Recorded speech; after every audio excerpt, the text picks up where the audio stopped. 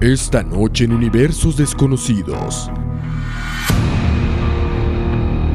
hablaremos de los misterios ocultos dentro de la música, la supuesta muerte de Paul McCartney, el dominio Illuminati de las estrellas mundiales. ¿Qué esconde la industria de la música? Bienvenidos esta noche a Universos Desconocidos.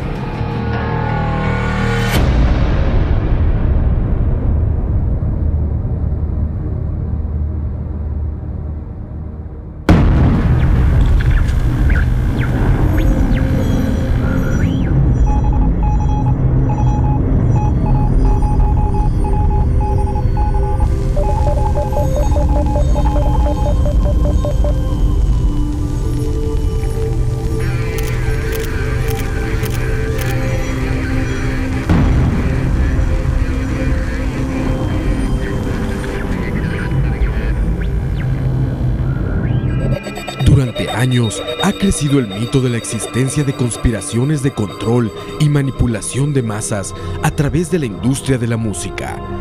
Miles de millones de personas son a diario bombardeadas con imágenes y sonidos provenientes de figuras idolatradas por generaciones en todos los rincones del planeta. ¿Será posible que grupos de poder estén manipulando a su conveniencia el pensar de las nuevas generaciones? Además, decenas de mitos son contados a diario acerca de muertes escondidas, tal como la de Paul McCartney, o la existencia de ritos ocultistas y satanistas dentro del texto y música de grandes ídolos de la industria. ¿Qué tanto existe de verdad en estas historias? ¿Existe en realidad una conspiración de control mundial por medio de las estrellas de la música? Estos son solo algunos de los misterios que esconden la industria musical.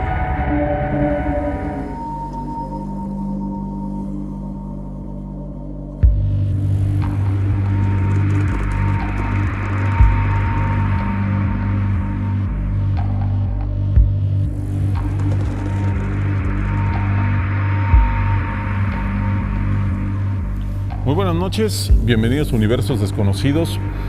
Y para empezar y entrar rápido al tema, porque a veces nos va muy rápido el tiempo, quiero darte la bienvenida. Oscar, ¿cómo estás? Bueno, como siempre, bien. Aquí un placer estar acá con tu programa. Recordarles, este sábado me comentaste es lo del El curso de astronomía ya va definitivamente el sábado. Pueden llamar al 2272-5630, entrar a la página de Facebook Cosmo Dimensión o escribirme al correo oscarsierra4@gmail.com. Ahí doy toda la información. Es un curso muy completo, ilustrado, con películas, con todo, con maquetas. Bastante bueno y es interesante a los que les gusta, digamos, ya están empezando, o los que apenas están con esa curiosidad, que se comuniquen contigo para entrar al... Sí, es un curso básico para que la gente aprenda a manejar tanto los telescopios como para conocer el cielo, los planetas, las constelaciones, todo esto. Y para meternos al tema, Oscar, hoy tenemos estas conspiraciones de la música, teorías, leyendas, mitos urbanos que hablan sobre pactos demoníacos, sobre pactos con el diablo, pactos con sociedades secretas o control, digamos, mental, como los MK Ultra famosos por parte de la CIA, el MI5, el FBI. Y para empezar el programa, quiero que vamos a ver la primera cápsula, donde ponemos en base cómo empieza todo esto, digamos, a partir, sobre todo que hay un partaguas para mí, que lo vamos a ver en la cápsula, que es como el nacimiento del rock and roll y esta como rebelión juvenil, que no se había dado en otras, digamos, épocas, en otros tiempos.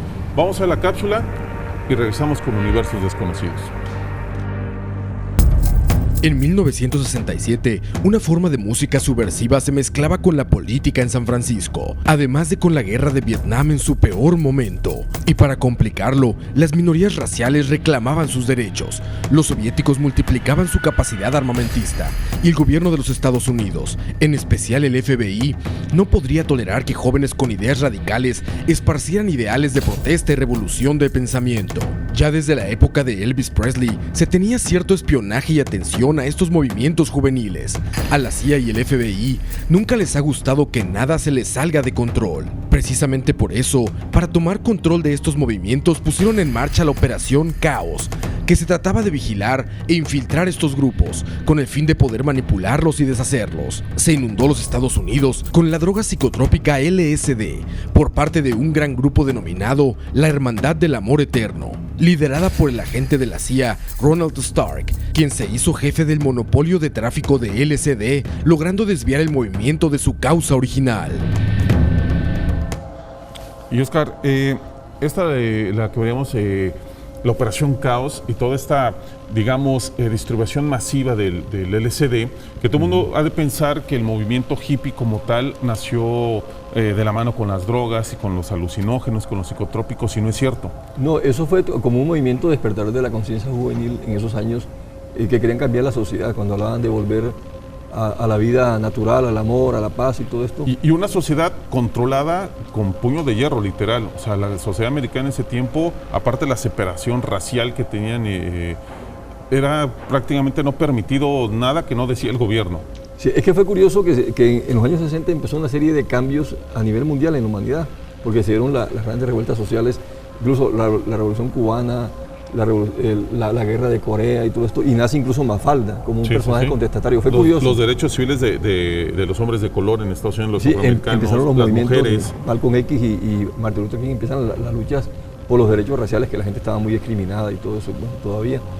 Y se dan ese montón, y fue de la posguerra, o sea, poco después de la Segunda Guerra Mundial, cuando surge la potencia de la Unión Soviética, surge como potencia, y empieza también la guerra, se involucra Estados Unidos en la guerra de Vietnam, y hubieron protestas por eso. Y viene también por encima la Guerra Fría, ¿no?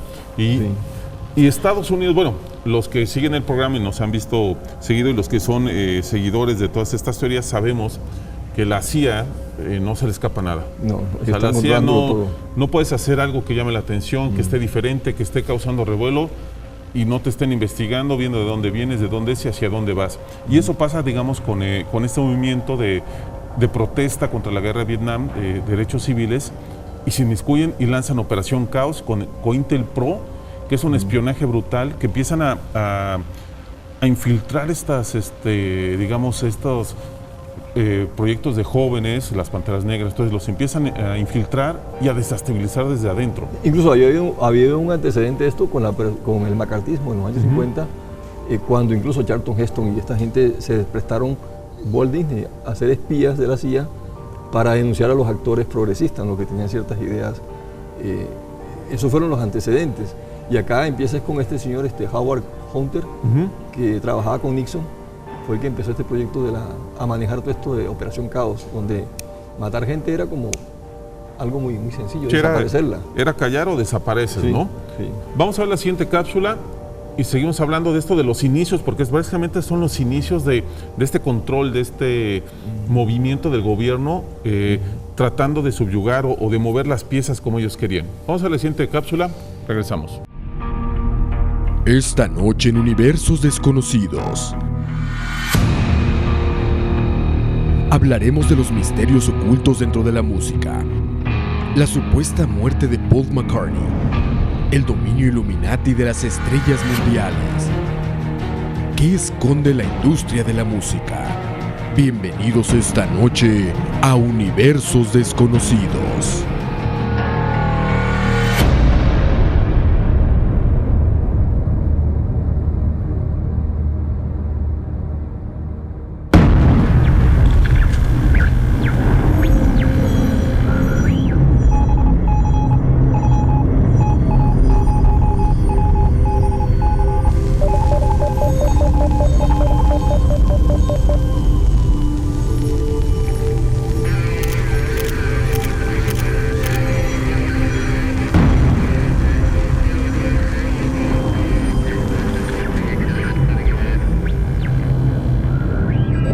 Durante años ha crecido el mito de la existencia de conspiraciones de control y manipulación de masas a través de la industria de la música.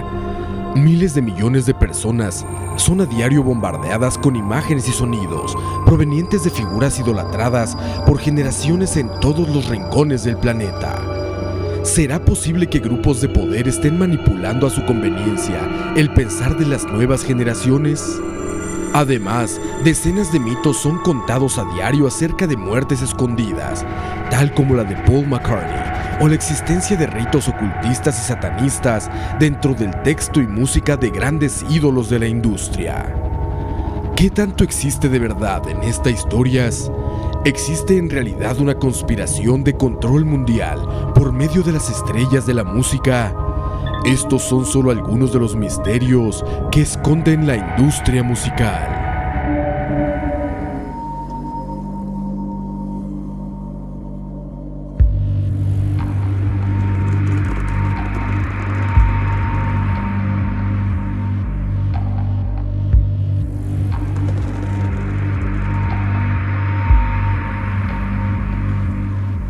Muy buenas noches, bienvenidos a Universos Desconocidos. Y para empezar y entrar rápido al tema, porque a veces nos va muy rápido el tiempo, quiero darte la bienvenida. Oscar, ¿cómo estás? Bueno, como siempre bien, aquí un placer estar acá con tu programa. Recordarles, este sábado me comentaste es lo del El curso de astronomía ya va definitivamente el sábado. Pueden llamar al 2272-5630, entrar a la página de Facebook Cosmo Dimensión o escribirme al correo oscarsierra4@gmail.com. Ahí doy toda la información. Es un curso muy completo, ilustrado, con películas, con todo, con maquetas. Bastante bueno y es interesante a los que les gusta, digamos, ya están empezando, o los que apenas están con esa curiosidad, que se comuniquen contigo para entrar al... Sí, es un curso básico para que la gente aprenda a manejar tanto los telescopios como para conocer el cielo, los planetas, las constelaciones, todo esto. Y para meternos al tema, Oscar, hoy tenemos estas conspiraciones de la música, teorías, leyendas, mitos urbanos que hablan sobre pactos demoníacos, sobre pactos con el diablo, pactos con sociedades secretas o control, digamos, mental, como los MK Ultra famosos por parte de la CIA, el MI5, el FBI. Y para empezar el programa, quiero que vamos a ver la primera cápsula, donde ponemos en base cómo empieza todo esto, digamos, a partir, sobre todo que hay un partaguas para mí, que lo vamos a ver en la cápsula, que es como el nacimiento del rock and roll y esta como rebelión juvenil, que no se había dado en otras, digamos, épocas, en otros tiempos. Vamos a ver la cápsula y regresamos con Universos Desconocidos. En 1967, una forma de música subversiva se mezclaba con la política en San Francisco, además de con la guerra de Vietnam en su peor momento. Y para complicarlo, las minorías raciales reclamaban sus derechos, los soviéticos multiplicaban su capacidad armamentista, y el gobierno de los Estados Unidos, en especial el FBI, no podría tolerar que jóvenes con ideas radicales esparcieran ideales de protesta y revolución de pensamiento. Ya desde la época de Elvis Presley, se tenía cierto espionaje y atención a estos movimientos juveniles. A la CIA y el FBI nunca les ha gustado que nada se les salga de control. Precisamente por eso, para tomar control de estos movimientos pusieron en marcha la Operación Caos, que se trataba de vigilar e infiltrar estos grupos, con el fin de poder manipularlos y deshacerlos. Se inundó los Estados Unidos con la droga psicotrópica LSD, por parte de un gran grupo denominado la Hermandad del Amor Eterno, liderada por el agente de la CIA, Ronald Stark, quien se hizo jefe del monopolio de tráfico de LSD, logrando desviar el movimiento de su causa original.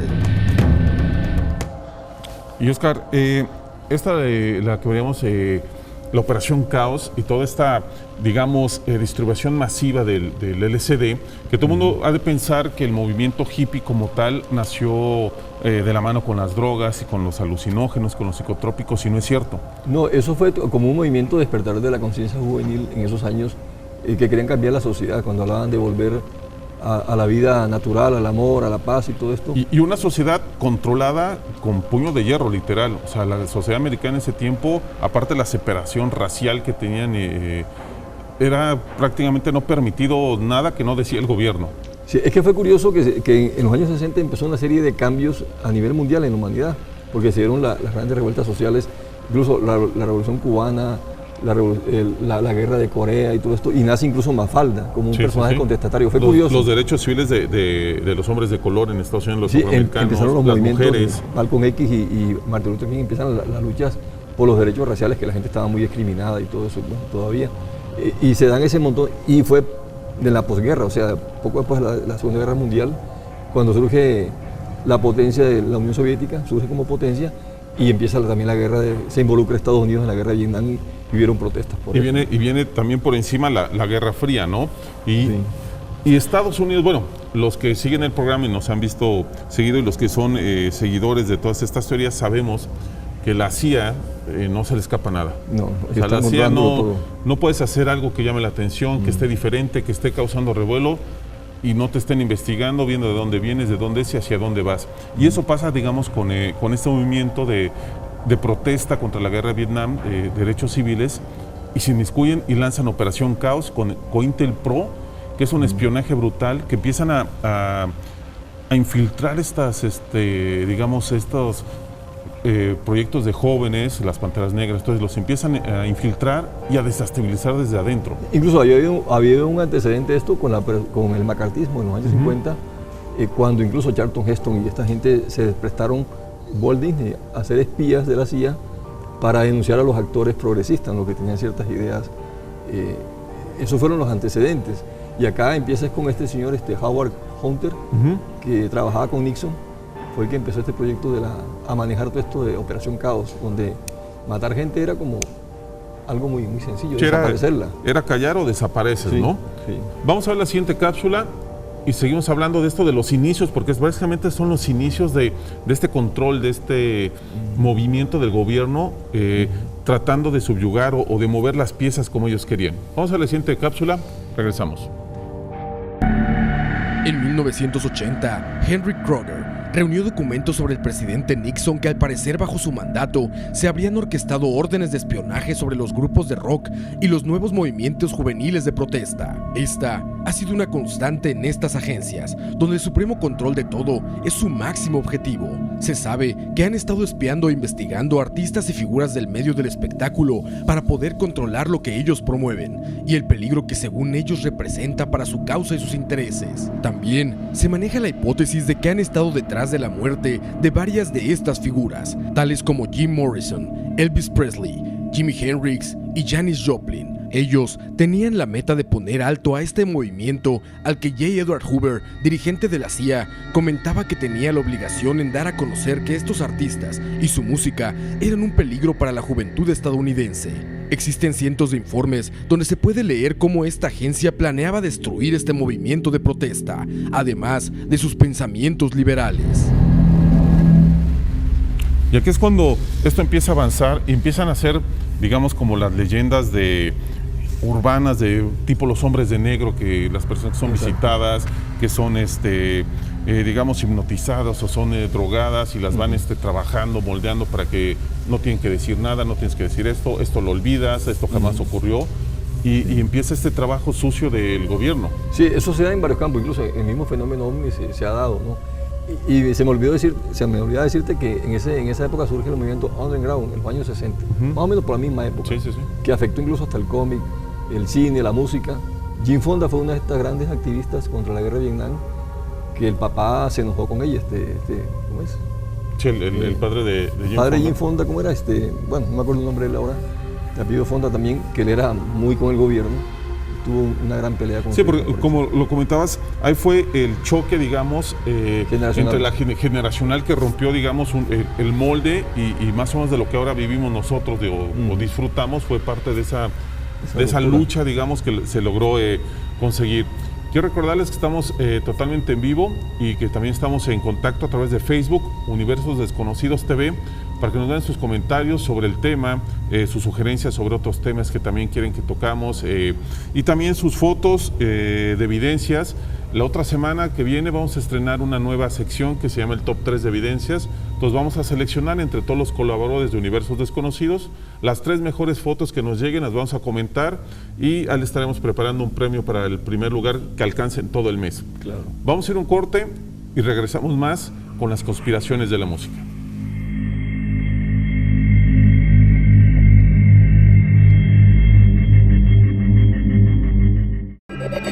John Lennon, el fallecido integrante de los Beatles, fue una persona polémica toda su vida. La polémica trascendió al nivel de llegar al misticismo. Uno de los mitos es el supuesto pacto satánico que Lennon habría hecho con el diablo a los 20 años, otorgándosele otros 20 de fama y fortuna. Lennon murió exactamente a los 40 años.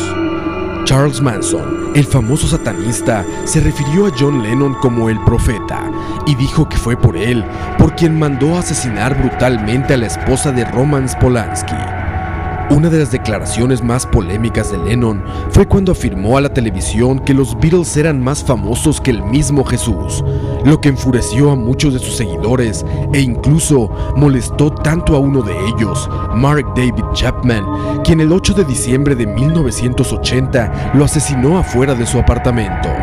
Lennon fue asesinado afuera del edificio Dakota en Manhattan, en Nueva York, donde se filmó la película La Semilla del Diablo, de Roman Polanski, donde curiosamente, un año después del estreno de la película, la secta asesinó a la esposa del director.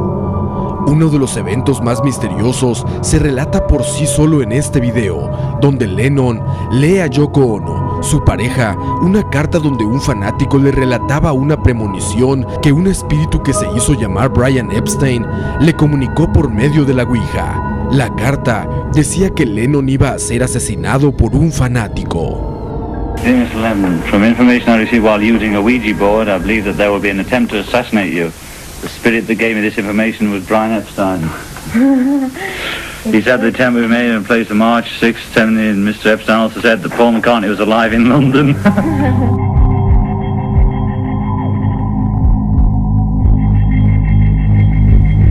Y esto es algo muy curioso, el video que acabamos de ver de John Lennon, como él, digamos, entre cierto sentido hay humor negro, lo toma como en broma, ¿no? Como en broma, pero también hay una declaración muy curiosa que hace Yoko Ono.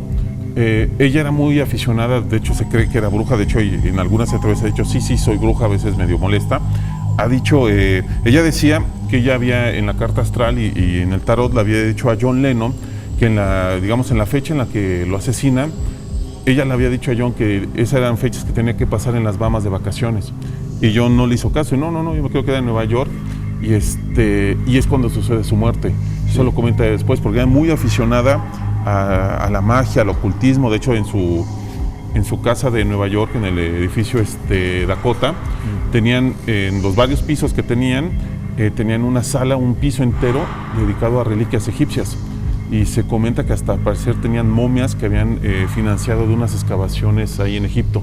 Tengo entendido que John Lennon la conoció a ella como su profesora de yoga, algo así, de asuntos espirituales, ¿no? Sí, y Yoko Ono es una persona de educación, de élite. Ella es hija de uno de los banqueros más importantes de Japón. Ella estudió con el emperador Hirohito y traía una educación muy fuerte. De hecho, también estuvo en Colombia ella, en la selva con la bruja, se me fue el nombre ahorita, con la bruja Lena, para enseñarle a tener poder y controlar gente. De hecho, le piden un sacrificio humano y comentan la semejanza que tenía ahí con lo que empezaron a hacer los Beatles en este disco, ¿no? Sí. De ahí tenemos, también en la parte de abajo, donde dice Beatles, digamos, los conspiracionistas lo han puesto que en el tambor, digamos, en la batería, pareciera que dice here, digamos, fonéticamente como aquí, lies, descansa Paul, aquí descansa Paul, ¿no? Entonces, digamos, los que les gustan buscar y encontrar, digamos, cosas raras, en esta parte de las flores y en las flores amarillas, que pareciera que forman un bajo, que era el instrumento que tocaba Paul McCartney, forma la palabra aquí descansa Paul, que sería como normalmente vienen las tumbas, ¿no? Claro. Aquí descansa en paz, o aquí descansa tal persona, ¿no? Eso es bastante curioso. Es el libro que les contamos de Stephen Crane, el bote abierto, que hace referencia a la persona que está atrás y curiosamente una vez más sobre la cabeza de Paul McCartney, ¿no? El que al parecer ya había muerto, fallecido en ese tiempo, y así se empieza, digamos, a juntar la leyenda. De hecho, esta es la parte de atrás, donde del disco, la contraportada, donde todos los Beatles están viendo de frente y el único que está dando la espalda es Paul McCartney, ¿no? Sí. O sea, si Paul McCartney no murió ese día que dicen en el accidente de auto y solo lo estaban haciendo para publicidad, creo que les estaba saliendo bastante bien, ¿no? Porque todas las portadas las van trayendo con ¿cómo se llama? Con cosas raras, con significados ocultos. En la del submarino amarillo, si la vemos a full de pantalla, pareciera también, de hecho en la parte de las canciones habla del cielo y las colinas, y se puede ver que la simbología del submarino amarillo no parece que está navegando, más bien parece que está enterrado en una colina, como un sarcófago, como una tumba, ¿no? Sí. Entonces, la simbología que los conspiracionistas de los Beatles y del falso Paul hacen la semejanza que esto del Yellow Submarine es el ataúd de Paul McCartney. O sea, pero lo curioso es que todo parece coincidir, ¿no? Es que todo encaja, o sea, sí. Uno está ahí estudiando, investiga, capta de acá, y a veces uno se vuelve un poquito incrédulo y dice, no, están exagerando, esto ya está un poquito raro, pero va viendo uno desde que, curiosamente dicen que muere Paul el 11 de noviembre del 66. Se van siguiendo las canciones, se van siguiendo los nombres. Este es el famoso Abbey Road, sí, que es, digamos, uno de los más, digamos, ya descarados, donde se puede ver porque Paul es el único Beatles. que va sin zapatos. Va sin zapatos, caminando a contrapié, digamos, con el pie contrario. Y la simbología es muy curiosa, porque hasta adelante va Lennon, vestido de, digamos, de blanco, que supuestamente lo que quiere decir que es Jesucristo o el Padre, el ejerce la misa. Ringo parece un sepulturero o algo así. Ringo Starr es el, digamos, el doliente, el todo de negro, un doliente de la misa. Obviamente Paul McCartney fumando con un cigarro, un clavo de ataúd, descalzo, el muerto, y George Harrison, el sepulturero, el trabajador, el enterrador, ¿no? Enterrador, sí. Es una simbología bastante curiosa que presentan en este disco, el Abbey Road, y curiosamente al fondo vienen otras dos. En la placa del coche viene un 28IF, que lo curioso del 28IF quería decir, digamos, en inglés, if 28, o sea, sí serían 28, ¿no? O sea, que sería la edad del verdadero Paul si estuviera vivo en esa época. Exacto. Que tendría 28 años. Y no es todo lo que aparece en la portada de este disco.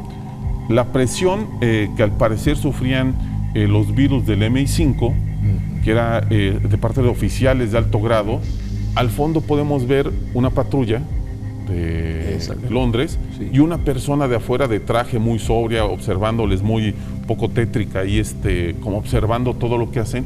Como y alguien de la policía, un agente secreto. Exactamente, y al parecer querían como mostrar esa presión o que alguien se diera cuenta de lo que no podían decir, ¿no? Lo que hablabas del control mental, de la presión, del trabajo que en América hacía la CIA, en Inglaterra estaba haciendo el MI5. Claro. Eso al parecer, como lo comentabas ahorita, Oscar, en las portadas de los videos parecía que lo estaban reflejando, o alguien que sabía de esto estaba trabajando inconscientemente para mandar mensajes y que alguien descubriera la verdad dentro de este acertijo, ¿no? Con una especie de mensajes cifrados en la misma portada de los discos, ¿no? Como se habla también de que muchos pintores de la Edad Media dejaban en sus cuadros inscritos muchos mensajes que no podían decirlos abiertamente. Exactamente, ¿no? Y el último que tenemos, que fue el último disco que sacaron como los Beatles, que es el Let It Be, el Déjalo Ser. Esta también es muy curiosa porque tenemos a los tres Beatles, digamos a Harrison, a Ringo y a John, sobre un fondo blanco, viendo hacia la derecha, en una posición muy tranquila, muy relajada, cantando. Y el único que vemos de frente, sobre fondo rojo, es a Paul McCartney una vez más, ¿no? Y un poco serio, un poco serio. La luz es más sombría, la mirada. Los otros se ven muy relajados, como en paz, cantando, disfrutando, y Paul ahí se ve tenso. El fondo rojo, obviamente, también una simbología bastante, digamos, hacia la sangre, hacia un accidente. Y este es, digamos, el corte final donde simplemente se deshacen los Beatles y guardan esa historia. Y en la parte de atrás también podemos ver la posición bastante, digamos, como de sufrimiento. Todos están en una posición un poco sombría, digamos, Lennon ahí como gritando, como pidiendo auxilio. Harrison, Ringo Starr también, los tres en una posición bastante doliente, ¿no? Exactamente. No, y hasta los contrastes de luces y sombras. ¿No? Como algo... O sea, como si supieran lo que estaba pasando, ¿no? Y la manzana, que todo el mundo ha asociado la manzana con los Beatles, es la compañía, digamos, el Apple Corporation, que es la que distribuía toda la imagen, mercadotecnia de los Beatles. Los conspiracionistas han sacado que Apple es de Apple Corporation, una corporación de Paul McCartney, ¿no? En un homenaje que curiosamente le habrían hecho al verdadero Paul, que era muy amigo de John Lennon, o son muy amigos de, digamos, si esto es verdad o no, es difícil de comprobar, pero hay muchas situaciones muy raras que sucedieron en ese tiempo. Sí, y deja como un ambiente como de mucho misterio en todo esto. Y aparte de que, como te digo, todas las imágenes parece que están coincidiendo. Y parece que el rompecabezas se arma, ¿no? Vamos a ir a un corte, pero antes de irnos a un corte los dejamos con los 5 primeros lugares, del 10 al 5 del Top 10, un Top 10 que preparamos sobre Jack el Destripador. Regresamos con más Universos Desconocidos.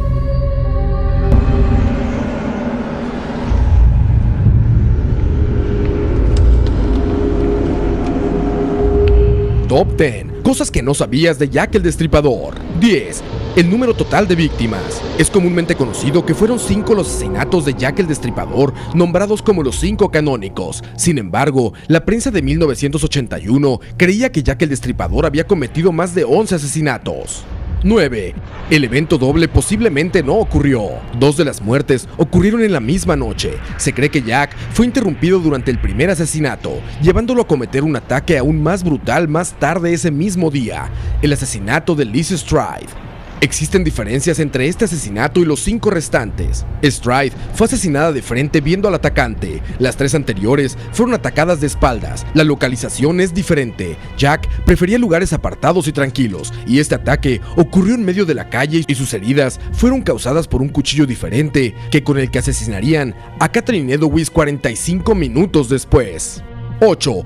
La autenticidad de las cartas de Jack el Destripador. Los medios y la policía recibieron más de 700 cartas que decían ser de Jack. Solo 2 de ellas son consideradas verdaderas. La primera de ellas en ganar notoriedad fue la infame carta Querido Jefe, mandada a la Agencia Central de Noticias. La verdad de quién escribió las cartas es un misterio, pero 3 prominentes oficiales de la policía declararon que alguien que trabajaba en la prensa escribió las cartas. George Lusk, presidente del Comité de Vigilancia de Whitechapel, recibió otra carta con el título Desde el Infierno e incluía la mitad de un riñón humano, donde el autor de la carta aseguraba que pertenecía a Catherine Edowitz. Muchas de las cartas se consideran bromas y es posible que ninguna de ellas sea de Jack el Destripador. 7. El Memorándum McNaughton. Un documento importante es una carta de 1981 de Sir Melville McNaughton. El periódico acusó a Cottbus de ser Jack el Destripador, pero McNaughton dijo que Cottbus no había asesinado a nadie y que tenía mejores candidatos como un tal M.J. Druitt, que fue un doctor de buena familia, que desapareció durante los asesinatos y apareció tiempo después muerto en el Támesis. Su familia creía que él podría ser el asesino. Kominsky, un polaco judío y residente de Whitechapel, tenía un gran odio a las mujeres y una historia de abuso de sustancias. Tenía tendencias homicidas y fue llevado a un asilo mental en marzo de 1889. Existen muchas conexiones que lo vuelven sospechoso. Michael Ostrom, un doctor ruso y convicto de un asilo mental como un maníaco homicida. Los antecedentes de este hombre son de un ser humano terrible y su ubicación en los momentos de los ataques nunca se pudo corroborar. 6. El asesino no era diestro. Jack el Destripador, junto con Billy the Kid, son 2 de los más famosos asesinos zurdos de todos los tiempos, pero se sabe que Billy the Kid era diestro, y es muy posible que Jack también. La teoría de que Jack era zurdo viene del Dr. Rhys Ralph Llewellyn. Él estuvo a cargo del estudio de la primera víctima. Entre sus descubrimientos, comentó que la garganta había sido cortada de izquierda a derecha, y que también el estómago habría sido cortado del centro de las costillas inferiores hasta el lado derecho, además de varios cortes realizados en otras partes, así como sus partes íntimas. Según el doctor, habrían sido de un hombre zurdo. Los zurdos en ese tiempo eran vistos de manera sospechosa y se creía que estaban asociados con el diablo, además de que eran propensos a cometer crímenes. Top 10. Cosas que no sabías de Jack el Destripador. Robert Leroy Johnson nació en 1911 en Halshurst, al sur del estado de Mississippi. La música comenzó a atraerle a una edad temprana y comenzó a tocar el arpa y la armónica. Con ello, su asistencia a la escuela se vio afectada y un problema de la vista fue excusa para que abandonara las clases definitivamente y se centrara en la música, en la que era más bien mediocre. La leyenda dice que Robert Johnson vendió su alma al diablo en el cruce de la actual autopista 61 con la 49 en Clarksdale, Mississippi, a cambio de tocar el mejor blues del mundo. Esperó en el cruce de caminos hasta la medianoche, con la guitarra en la mano, hasta que el diablo se la devolvió, y las manos de Robert solo tenían que deslizarse por el mástil para interpretar el mejor blues de la historia del mundo. El público afirmaba que tenía algo mágico que cautivaba. Sorprendía al público con su música y su guitarra que sonaba como si fueran dos, su voz que podía cambiar de formas, sus ojos fijos que miraban como poseídos, y era incapaz de quedarse en un solo lugar. Las letras de las canciones trataban sobre desesperación religiosa y demonios interiores, y dos de sus mayores éxitos hacían referencia a un supuesto pacto. Esta es una de las historias de supuestos pactos diabólicos de músicos y artistas para ganar la fama y fortuna de manera inmediata. Si de verdad esto se ha conseguido, y cuál es el precio que han pagado por estos pactos, es desconocido, pero se sabe que estos demonios piden un pago muy alto, la vida de un ser querido, para demostrar la crueldad, el vacío y la ambición que estos tienen hacia el dinero y la fama.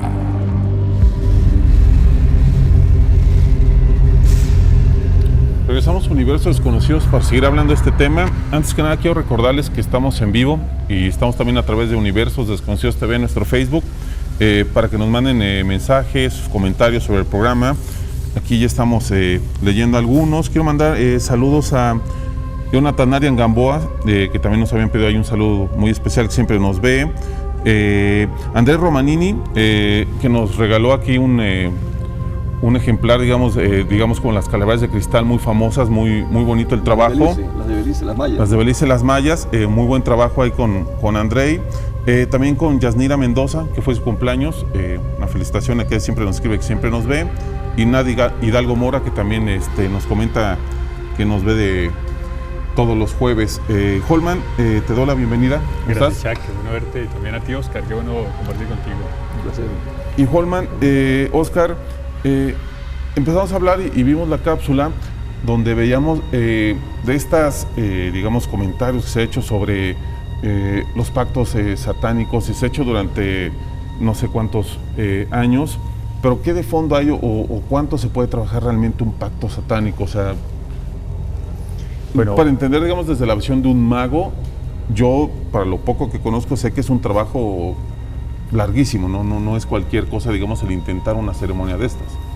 Bueno, realmente los demonios están como muy puestos al día como para prestarse para cualquier tipo de pacto, no solamente eso, sino también los que se hacen con las ouijas y con entidades y espíritus, porque de alguna forma necesitan, ya lo he dicho antes de acá, energía nerviosa humana, necesitan cómo comprometer a las almas. O sea, estos más bien se ofrecen, o más bien están ahí a la orden del día. Pero hablábamos antes en el interín, aquí con nuestro amigo Oscar también, acerca de que toda esta imagen social que se ha dado acerca de pactos satánicos de los artistas y todas estas cosas, de alguna manera va ligado al movimiento del rock, que el rock no es que sea malo, sino que nace en una época muy controlada por iglesia, sociedad y muchas cosas, y esto nace como un espíritu libertador o quebrador de moldes, y entonces, pues si aquellos aman a Dios, pues nosotros amemos a otro, ¿verdad? Y de esa forma pues viene una revolución, aunque no todo el rock, sino que algunas particularidades, y esto daba fama entre los como los rebeldes de la época. Hablábamos de los 70s. Que siempre ha sido eso, ¿no? La rebeldía siempre es como lo contrario, como llevar la contraria de lo que está establecido, ¿no? Esa es la formación del movimiento del rock, y obviamente lo establecido, lo que es, digamos, la iglesia, lo que es el gobierno, sobre todo muy estrictos, obviamente esa imagen y esa rebeldía. Pero incluso en los años 70 la juventud muestra también una imagen diferente de Jesús, de un Jesús rebelde y no tan metido en el esquema de la iglesia, porque acordemos la ópera Jesucristo Superestrella. Que todos querían peinarse como Jesús y la barba. Y él era como el símbolo de la rebeldía, y fue una película fabulosa, yo la vi cuando era un jovencito. Y todo esto de Hermano Sol, Hermana Luna y todo eso empezaron a rescatar. Ahí aparece San Francisco así como un rebelde que se enfrenta al papá, y el papá lo deshereda y todo eso, y se le enfrenta a todo el mundo. Era como ese rompimiento que había con con los esquemas de la sociedad, ¿no?, que se venían aplicando verticalmente, ¿no? Y para seguir con este tema, vamos a ver la siguiente cápsula, que digamos, hay y se une como entre las dos curiosidades que siempre han estado ahí pendientes, que es los pactos diabólicos y los Illuminatis. Y alguien que al parecer, digamos, entre los conspiracionistas fue víctima de estos fue Michael Jackson. Creo que vamos a ver la cápsula y estamos hablando de este tema. El 25 de junio del 2009, el mundo de la música se vestía de luto con la noticia de la repentina muerte de Michael Jackson, dejando a todos sus admiradores consternados. Miles de fanáticos llenaron las calles como muestra de apoyo y de cariño al rey del pop, pero como fueron avanzando las noticias y las investigaciones, se dio a conocer que no había muerto de manera natural. Salió a la luz pública que el Dr. Conrad Murray es el que había estado a cargo de la salud de Michael Jackson en los últimos días. La noticia de la adicción de Michael y de su dependencia a ciertas drogas formuló hipótesis acerca de si en verdad habría muerto de una sobredosis o más bien habría sido asesinado. Las conspiraciones sobre si Michael Jackson fingió su muerte para escapar de la presión de la fama, las millonarias deudas y las demandas de abuso sexual contra niños habrían sido la causa de que este preparara un gran show y lograra escapar de esta presión mental. Por otro lado, hay quien cree que fue una sociedad secreta para la que Michael habría sido esclavo durante muchos años, la que en realidad lo habría asesinado, con el objetivo de callar lo que éste sabía y que posiblemente se estaba saliendo de control. Y aquí, Holman, tú eres, digamos, de los que más conoce de esta simbología. Sobre todo Michael Jackson en sus portadas, en sus videos, mete demasiada simbología masónica, digamos, correspondiente ahorita a los Illuminatis. Usan mucha simbología en todo su trabajo para exponer a esta gran estrella, ¿no? Ok, como lo dije antes, hay unas corrientes más o menos de los 70s para acá, se vienen destapando mucho la conexión masones, Illuminatis con el gobierno americano y se vuelve una fama social, un conocimiento del público. Y recuerde que todo artista necesita montarse sobre el conocimiento público para poder hacer más sensación o más proyección mental sobre esto, ¿verdad? Illuminatis, para que toquemos el tema con claridad. La Ordo Illuminatorum nace en 1776, por ahí con Jan Weishaupt, no sé cómo se pronuncia. Adam Weishaupt. James Adam James Weishaupt, como tú lo dices. El mismo enredo. El caso es que nace la Ordo Illuminatorum, que hoy se conocen como los Illuminati, y se mezclan poco a poco con la masonería y también con otra orden que nace por aquellas épocas, que es la de Martínez de Pasquali, ¿verdad? Los martinistas. Y de alguna forma, como lo dije hace 8 días o 15, no recuerdo cuándo, es la masonería la que de alguna forma toma el control de una Francia destruida por el hambre, llevada al suelo por su rey, ¿verdad? Y comienza un cambio en la sociedad. Antes de los masones y esa incursión masónica a la política, el gobierno, que era el rey, en cada lugar reyes, estaba de alguna forma manipulado por Roma. O sea, digamos que de 1700, final de 1700 para atrás, todo el control social y mundial lo tenía la Iglesia. Claro. Y lo tenía la Inquisición, y era bastante rudo. Y este despertar de las órdenes iniciáticas a tomar el control de Francia hace que cambie el curso del mundo, de Occidente, ¿verdad? En este caso tendríamos que de 1700 para acá, o sea, ya tenemos unos 300 años más o menos, 1800, 1900, y lo que llevamos no son 300 años, son menos. Sí. El mundo ha cambiado. Los primeros masones y los iluminados tuvieron una visión de justicia para todos, ya lo dije antes, y que contaminaron a San Martín en el sur de Argentina, a Bolívar, a Washington, y luego se quedaron en la política. No todos los masones, sino los masones que se involucraban en la política. Y justamente de eso vamos a ir a un corte para regresar en el último bloque y justamente hablar sobre lo que es la simbología masónica. Ajá. Y cómo le están usando, digamos, estos artistas nuevos, y realmente que nos expliques, porque a ver si podemos hacer un ejercicio aquí en vivo, Sí. de la simbología de poder, de las señas, de los elementos masones que tú nos has hecho, digamos, varias veces. Entonces vamos a ir a un corte, vemos la cápsula sobre esta simbología y regresamos a hacer un ejercicio aquí en vivo. En este mundo cada vez más globalizado, algunos íconos del panorama musical llegan a triunfar en todo el planeta, teniendo millones de fans incondicionales y fervientes seguidores en los 5 continentes. Esto los convierte en canales muy eficientes para transmitir mensajes o ideologías. Ellos son los gurús del momento. Las sociedades secretas y grupos de poder que operan por encima de los gobiernos utilizan constantemente estos canales para llenar nuestro subconsciente con mensajes subliminales, a veces en forma de símbolos, como es el emblemático ojo de Horus, el ojo que todo lo ve, famoso ícono Illuminati que aparece en el billete de $1, formado por una pirámide coronada con un ojo en una cúspide separada de la base.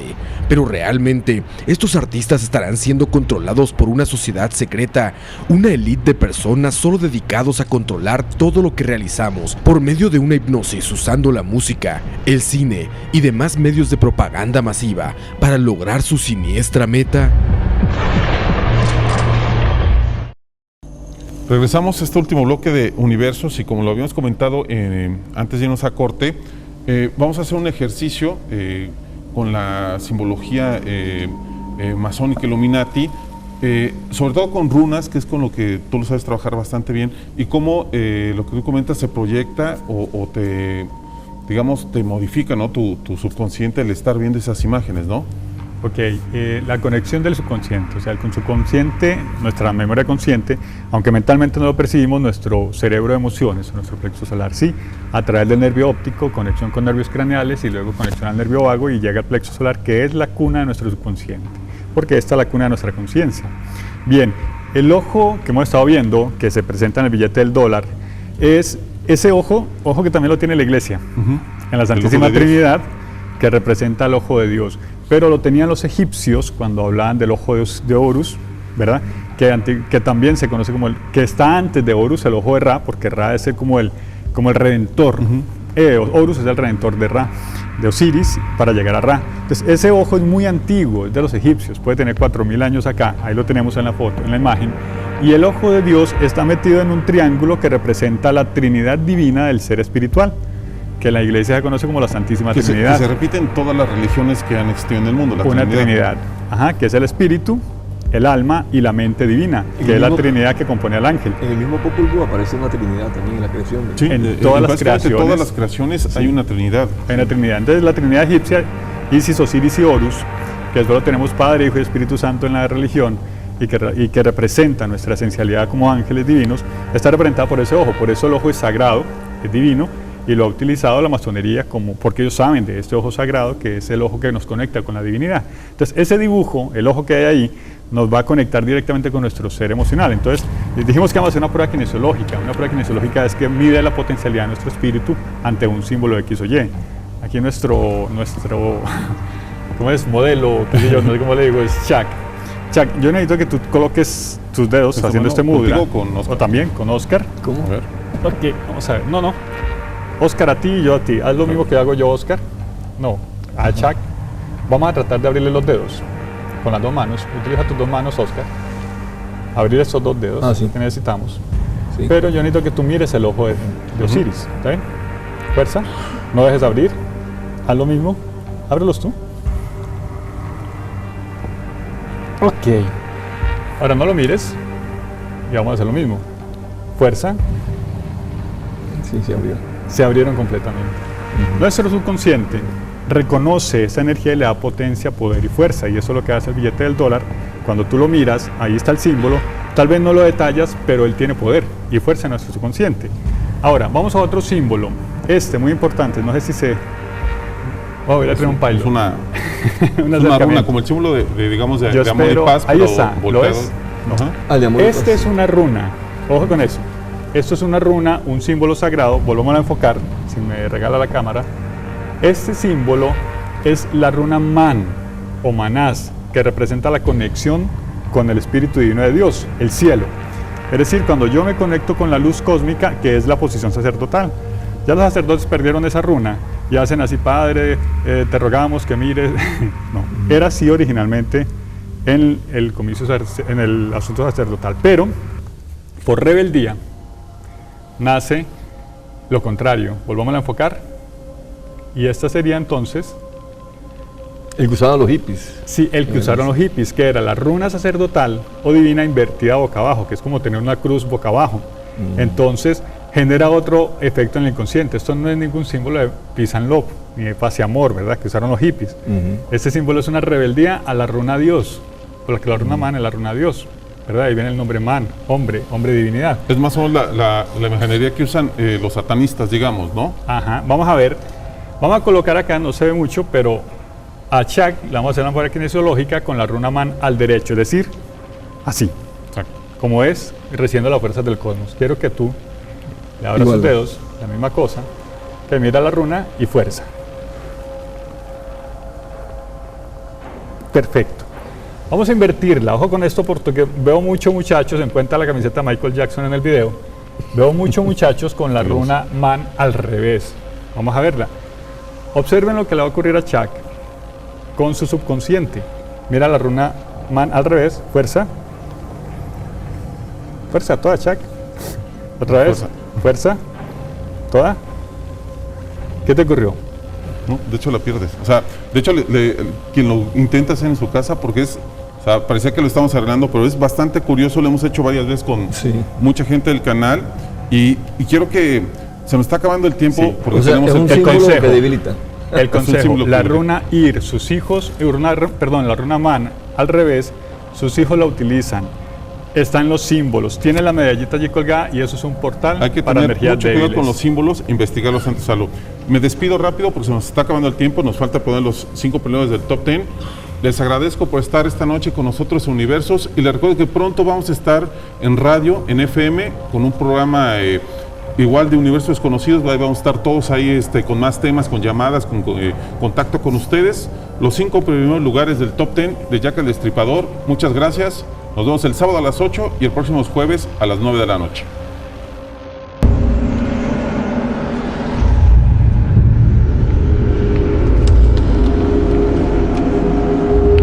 Top 10. Cosas que no sabías de Jack el Destripador. 5. Jack tendría una motivación para asesinar. Jack el Destripador no asesinaba al azar, tenía un tipo predilecto de víctimas. 4 de las 5 víctimas tenían casi la misma edad, además de un sello distintivo al asesinar, y solo cometía sus ataques los fines de semana o días feriados por los bancos. La mayoría de sus crímenes ocurrieron entre las 3 y las 6 de la mañana. Esto podría indicar que Jack tendría un empleo y que tendría un gran conocimiento de la zona de Whitechapel. Algunos de sus asesinatos fueron cometidos durante el cambio de guardias de la policía.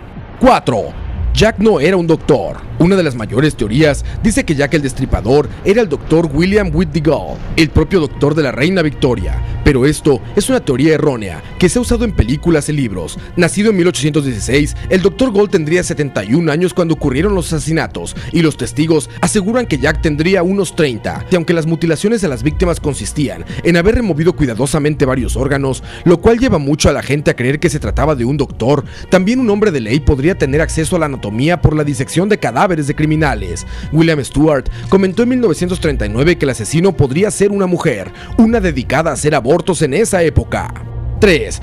Los sospechosos conocidos son ridículos. Londres tendría una población de unos 4 millones en esa época, siendo cientos los que podrían ser Jack el Destripador, pero es sospechoso que muchos escritores están convencidos de que tiene que ser una celebridad, desde miembros de la familia real, como el príncipe Alberto Víctor, nieto de la reina Victoria, o autores de libros infantiles. Richard Wallace aseguró en un libro en 1996 que Lewis Carroll no solo mató prostitutas en el East End, sino que dejó claves ocultas en su libro Alicia en el País de las Maravillas. Él decía que acomodando ciertas letras se podría encontrar descripciones de los brutales asesinatos. Aunque esto parece algo improbable, muchos hombres famosos fueron asociados con los asesinatos, el padre de Winston Churchill hasta el famoso hombre elefante. 2. Hubo testigos y pistas. La creencia común es que Jack el Destripador era un asesino silencioso y que se movía en las sombras sin dejar rastro alguno, pero la verdad es que dejó varias pistas para su identificación, sobre todo cuando asesinó a Catherine Edowis. 90 minutos después del asesinato de Edowis, la policía encontró un pedazo ensangrentado de la ropa de la víctima, cerca de un grafiti que decía: "Los judíos serán los hombres que no serán culpados por nada". La policía lo borró inmediatamente, dando la sospecha de que si Jack el Destripador era un antisemita, o más bien un judío intentando confundir a la policía. 1. La tecnología moderna podría resolver el caso. Muchos de los archivos de Jack el Destripador se perdieron durante el bombardeo a Londres, pero algunos se han ido recuperando. En 1993, una carta de John Littlechild revelaba una posible responsable de los asesinatos, Francis Tumblety, un doctor estadounidense que se encontraba en Whitechapel en el momento de los asesinatos. Investigaciones posteriores del coronel Dunham indicaron que el doctor tenía una larga colección de úteros en recipientes que logró ver en una invitación a cenar a su casa. Otro de los sospechosos es Charles Cross, quien fue encontrado al lado de la primera víctima, Polly Nichols. Es muy probable que Cross haya sido interrumpido durante el asesinato, más que ser quien descubrió el cadáver. Top 10 cosas que no sabías de Jack el Destripador.